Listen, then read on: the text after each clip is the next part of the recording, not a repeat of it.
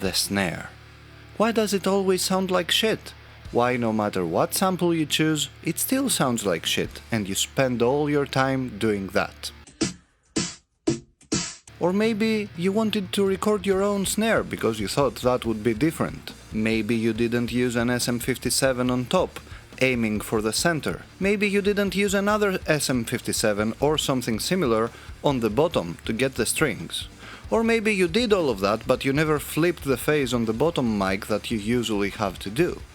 But let's assume that you even did all of that right, and it still sounds like shit. Well, look no further, my friend, because this is the video you've been looking for. Okay, subscribe. So before we move on to the snare, I want to touch a little on the kick that we did the previous time, and if you're looking for that video, it will pop up on a tab or something somewhere up here. You will see it.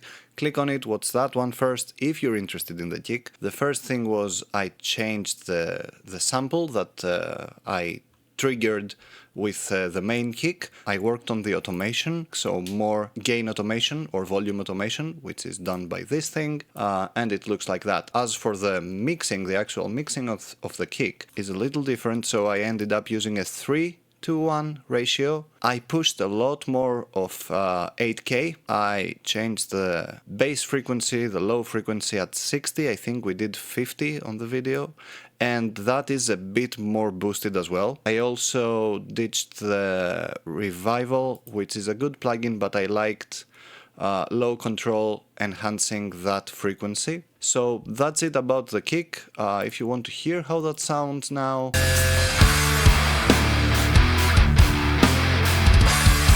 let's move on to the snare. So typically when you record the snare, you have two different mics, a snare top, which is the SM57 that we saw on top, and one in the bottom. The bottom one, I tried to flip the phase, which you can easily do on the SSL channel using that button, so that flips your phase. Normally what you do is you solo those tracks and you see if you flip the phase if it's better. 90% of the time it is, because the microphones, one is on the top, the other is on the bottom. That means that they get almost the opposite side of a sound wave, so they cancel each other out. But this was done at the recording, which I forgot, and now we don't need to do that. So let's see what we do on a top snare, which is the most important. The bottom isn't as important. So the first thing I'm going to do on my snare top mic is use silencer in order to debleed. Let's choose the snare top button and listen to that. Change the threshold so we get all the hits.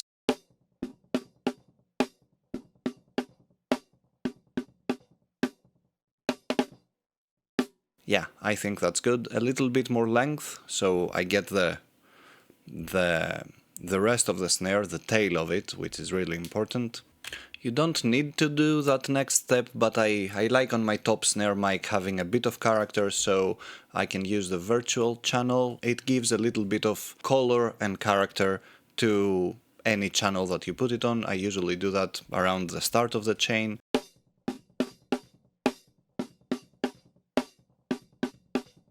Not that important though, it's not like you have to do this.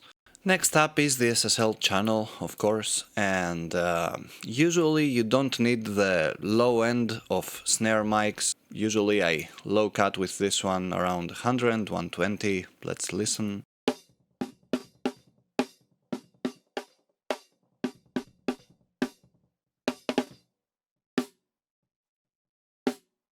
Yeah, that sounds about right. And next, another thing that you probably need to cut is 400 to 700, that's where the boxiness is. Yeah, as you can see, 700 here, pretty boxy. Let's cut that. I'm going to make the Q factor, how big the cut is, a little smaller.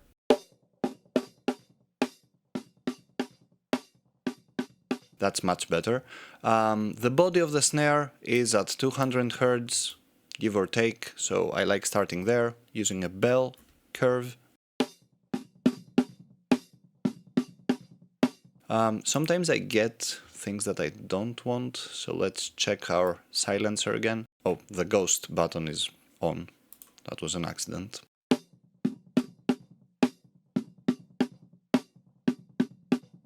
That's fine. So next frequency would be 2.5 to 4.5 for attack.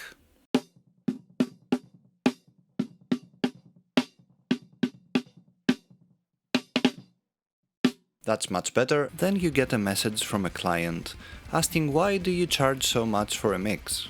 And then you think that after audio engineering school and all these tutorials that you've had and all these videos that you maybe even bought courses and learned all of this stuff, $400 for a mix is pretty reasonable if the outcome is professional. But then he says work for exposure, or he says $80 for a whole mix. You're thinking of not making this video at all. You think of punching someone in the face. You think if people understood that if you do your work right, you deserve to be paid accordingly, the world will be a much better place. So you channel your anger into the EQ. You push that 8K frequencies very hard until you have a very crisp and punchy and airy snare.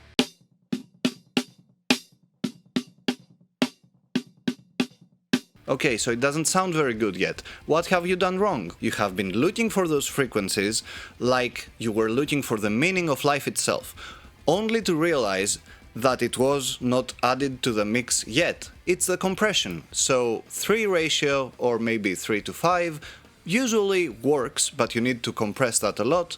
Push the channel out button on the SSL so your EQ works before the compression, so you tame the big boosts you have done on the EQ with the compression. So EQ first, compression second by pushing this button.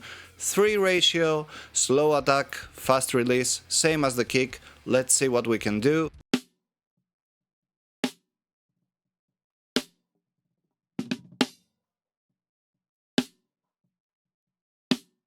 I think I like 4 more, so I'll go with that. Let's see without the EQ and compression.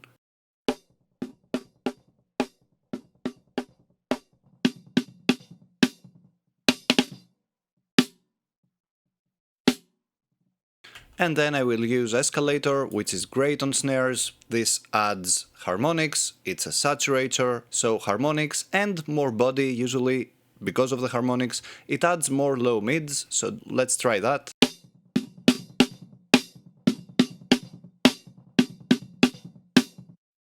That's much better than before, but still it doesn't sound right, especially if we put it with the rest of the kit to listen to it. So let's see what the snare bottom is all about. So what you want from a snare bottom is basically the same exact stuff you're doing on the top.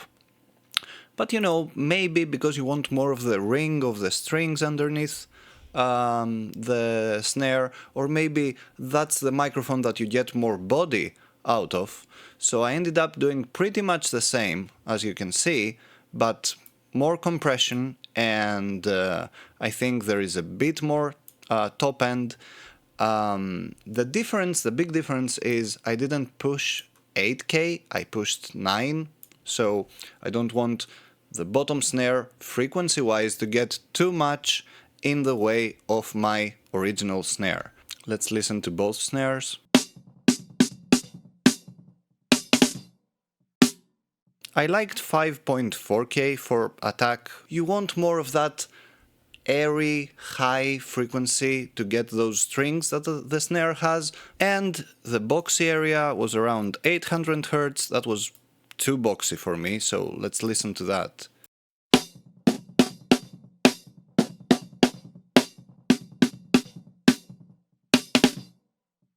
Same 200 Hz boost, but because I wanted more body, I didn't change that to a bell, even though that would work as well. But because I'm cutting 120, if I keep this as a shelf filter, I basically pushed 120 to 200 with that shelf filter. We do need compression though, so let's try 3 to 5 as we said. I don't want the attack from this bottom mic. I'm not using a slow attack, I'm using a fast attack, so basically I want to compress the start of the sound, so I don't want the hit from it. I want the strings and the body that comes afterwards. The attack, the hit of the drummer, is what I get from the top snare. So I'm trying to sandwich the dynamics of the bottom snare into the top snare.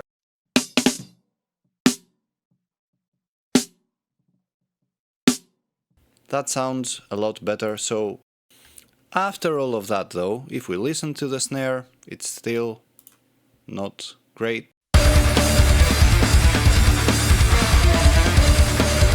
Not bad, but not great either. So what snares really need is effects. Reverb plays a huge part, and samples, if you need them, also play a huge part. I'm sending my snare to two reverbs, a snare plate and a snare gated reverb. So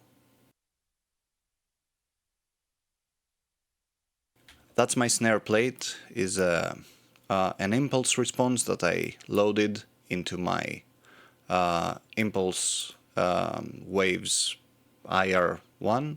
But if you don't want to do it this way, we could do a free plugin actually that is called Magic 7, and it's this one, Snare Plate B.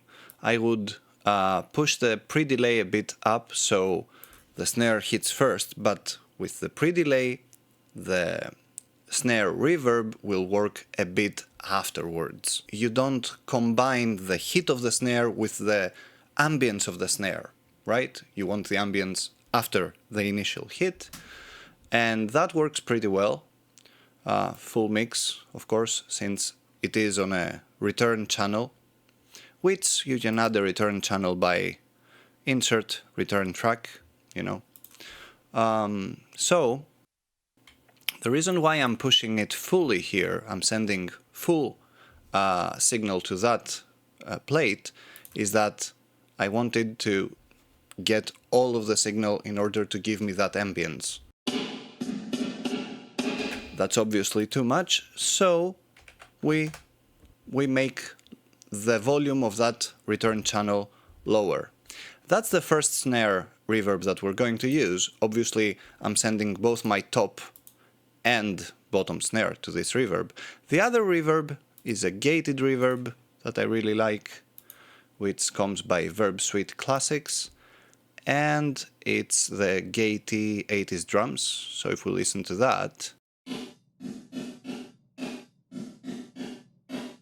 again, a little bit of pre-delay. It's the same big reverb sound, but it's gated, which means that after a certain time, it is going to bring itself back down, right? So that works great.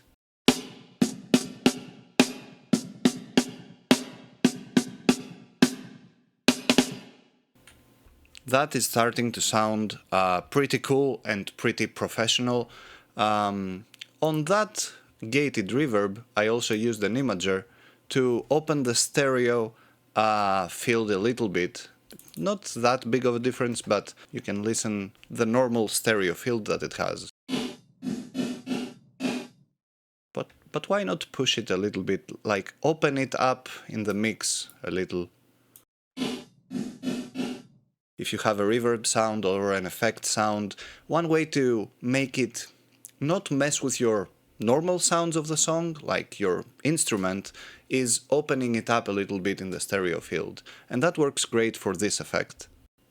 So after all of that is done, you have silencer, so gate, and then you have the virtual mix rack with the preamp if you need that. You don't really do need that.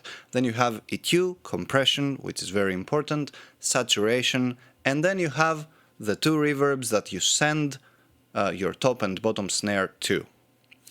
Apart from that, you could also add a snare trigger. So how do you trigger your kick or your snare? I'm going to use the trigger plugin. And basically what I'm doing is going to my browser and selecting the snare sample that I want.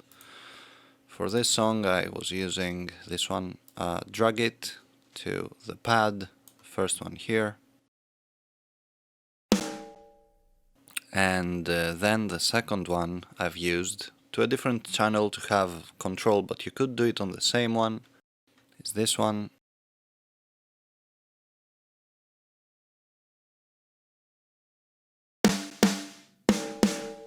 The second one is obviously lower in volume. I'm going to the view curves and reduce the dynamics to 40 because I don't want the samples to have as many dynamics to follow the dynamics of the main snare so much. I want them to be more consistent, that's the whole point.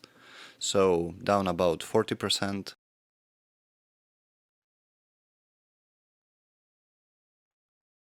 And as the drummer plays the real snare, those will trigger like so. And then once you're done and you're sure that you're getting all of your hits, you can up the input volume if the trigger is not getting your original snare, or play with the sensitivity maybe. And then I freeze and flatten this track so I have another audio channel like you've seen in my main project. So freeze track and flatten track, and now we have what the drummer played but with our new samples. I have two triggers here, one of them is this one, and if you want that sound, comment below and I will send them to you. You see that snare sample is stereo, it's a good snare sample, it has a lot of brightness and it has a lot of room as well. And I also layer that with a brass snare trigger, so that's more for the room. It's lower in volume than the other one, as you can see. So both of them. And you could use those snares as the main snares, like if your existing snare that you recorded isn't that good, but if you layer all of those together, you get a pretty cool sound, which on its own it might sound that great, but in context it does. So that's everything we've done so far, plus the triggers, the samples that we added. A little bit too roomy, a little bit too effect-y, but everything together sounds perfect.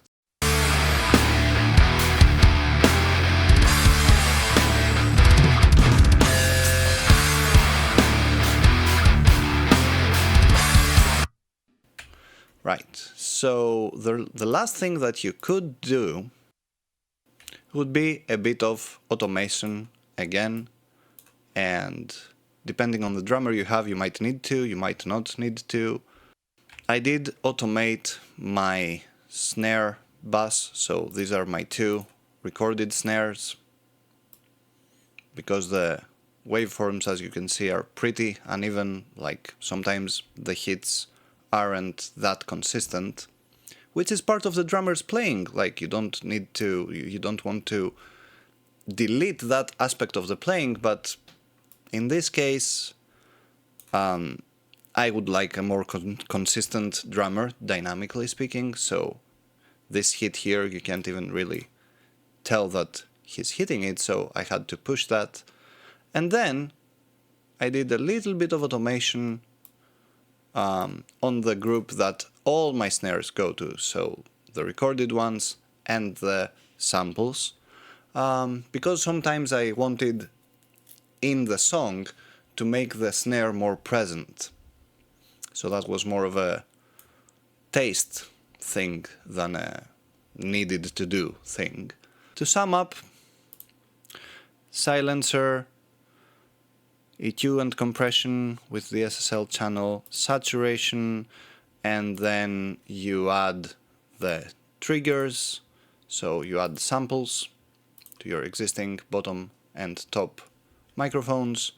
You send all of those to a gated reverb and to a plate reverb, and then you automate the volume at the end of the chain if you want.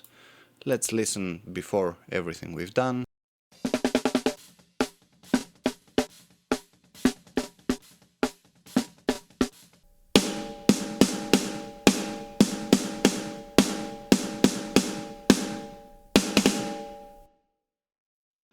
Let's listen all together.